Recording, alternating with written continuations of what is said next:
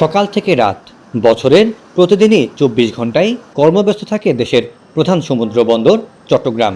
২০২৫-২৬ অর্থ বছরের প্রথম ৯ মাসেই বন্দরটি হ্যান্ডেল করেছে ১০,৪২,০০,০০০ মেট্রিক টনেরও বেশি কার্গো, যা গেল অর্থ বছরের একই সময়ের তুলনায় ৭.৩৯% বেশি। কন্টেনার হ্যান্ডলিংয়ের চিত্র ইতিবাচক।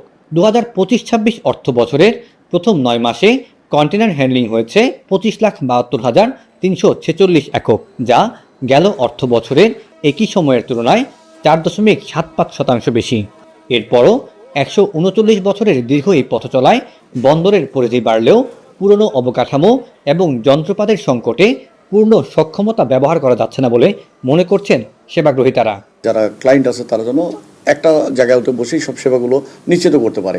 যেমন আমাদের এখানে কন্টেনারগুলো আছে, কন্টেনারের যে লোকেশনগুলো আছে, একসময় কিন্তু কিছু দেখা যেত, এখন কিন্তু আমরা সেগুলোকে পরিপূর্ণভাবে দেখতে পাই না। যে আমাদের একটা রপ্তানি পণ্য কার্গো কন্টেনার সে কখন বন্দরে প্রবেশ করলো, কখন জাহাজে উঠলো, এই যে ধাপগুলো আছে সেই ধাপগুলো কিন্তু আমরা এগুলো দেখার কোনো সুযোগ নেই।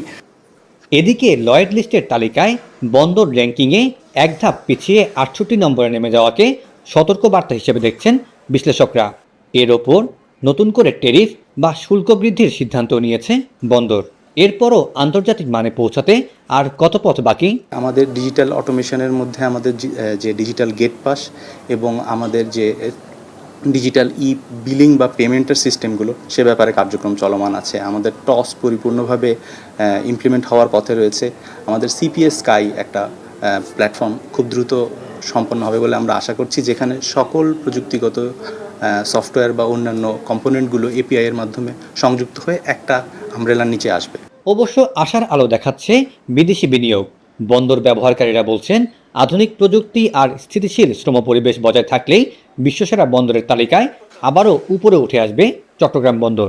প্রজেক্টগুলো যদি সম্পূর্ণভাবে বাস্তবায়ন করতে পারে তাহলে এই বন্দর আরও সামনে থেকে এগিয়ে যাবে। বিশেষ করে বে টার্মিনাল নিয়ে যে প্রজেক্টটা, বে টার্মিনাল 1, 2, 3, তারপর রিসেন্টলি এখানে এপি মুলারকে একটা দেওয়া হলো, টার্মিনাল দেওয়া হলো, এবং গত সপ্তাহে আবার এমজিএইচ গ্রুপকে একটা টার্মিনাল দেওয়া হলো। শুধু বিদেশি বিনিয়োগকারীদের জন্যই নয়, দেশীয় বিনিয়োগকারীদের আরও শিল্প বাণিজ্যে বিনিয়োগ বাড়াতে আগ্রহী করে তুলতে বন্দরের আধুনিকায়নের বিকল্প নেই বলে মনে করেন সংশ্লিষ্টরা। Syed Tamim Mahmud, Star News, Chittagong.